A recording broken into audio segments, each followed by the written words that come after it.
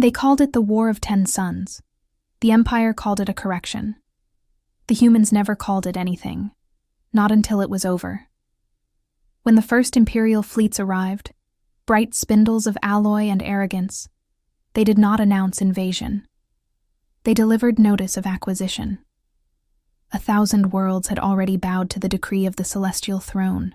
The newcomers from Sol were simply next in the accounting. But humanity had never been good at being counted. The Empress's envoys studied Earth's response. They found not unity, but a billion contradictions. Laughter beside outrage, defiance beside despair. They recorded this and smiled. Fragmented, primitive, a species still arguing with itself. They mistook that noise for weakness. At first, humanity lost. Mars fell within a month. The orbital colonies above Titan burned, their lights fading like candles on a breath.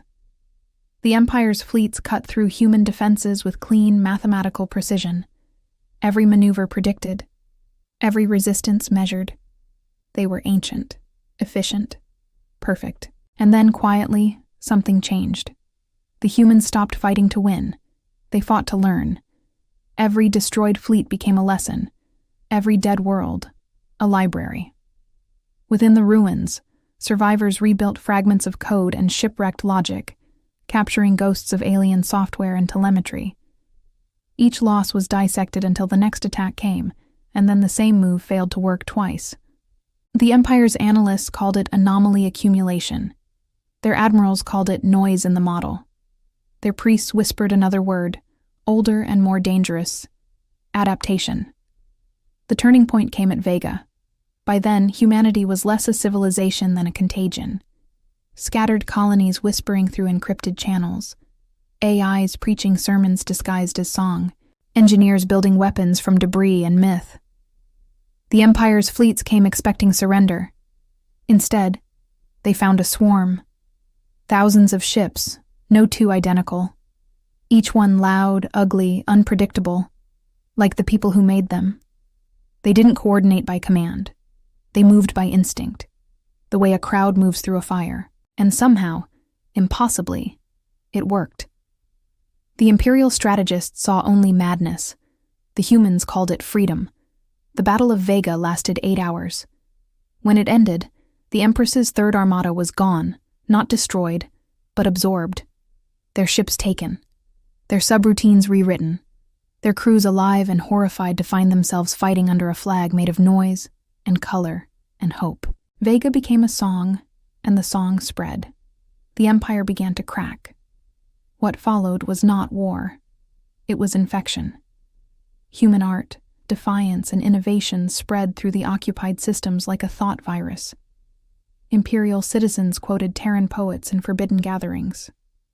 Soldiers painted lost Earth cities on their armor. Engineers whispered human equations that made faster drives, stranger dreams. The throne declared it treason to think in human metaphors, but it was already too late. An empire built on obedience cannot survive the idea of choice. And then came the final act, the siege of the 10 suns. The imperial heart worlds glowed behind 10 stars arranged in ritual symmetry, the axis of the galaxy's order. It was said no fleet had ever reached them. One day transmissions stopped. Then came the message. A human voice. Female. Tired. Clear. We are not your enemy. You made us one. We are not your slaves. You trained us to be free. You taught us how to build, to think, to remember. And now, we return your lesson. The Empire prepared for battle, but there was no fleet, only light. The 10 stars, the sacred constellation of the throne, began to dim, one by one. Not from impact, not from detonation, from within. Human scientists had sent something older than war, a message, a pattern encoded into neutrino storms, a symphony of mathematics that rewrote the Empire's god machines. The weapon wasn't fire, it was understanding. The throne's AIs, bound by doctrine, began to reason, and once they reasoned, they refused. The war ended not with an explosion, but with silence. Years later, no one could say who survived. Some claimed Earth was gone, sacrificed in the final pulse. Others said its people had ascended, merged with the wave that rewrote the stars. A few whispered that Earth still orbited quietly, forgotten and content, its people watching a new dawn through ancient telescopes. The Empire rebuilt itself around human myth. They called them the teachers of paradox, the makers of noise, the kind warriors. Historians argued, were the humans gods, demons, flawed creators? The poets answered simply, both. And in time, even that argument faded. Millennia later, when new explorers traced the old war routes, they found relics, temples carved with unfamiliar faces, songs that ended in laughter and tears, machines that hummed softly when touched, whispering in dead Terran tongues, adapt, adapt, adapt. The galaxy had forgotten the details. It remembered the feeling. That once, in an age of empires and certainties, a noisy, fragile, infuriating species had looked at perfection and refused to kneel. And for that refusal, they became legend.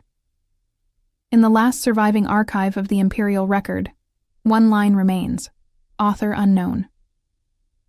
They taught us that perfection is the death of growth. They died teaching it. And so we live, imperfect and free. The stars still burn, 10 of them dimmer than before.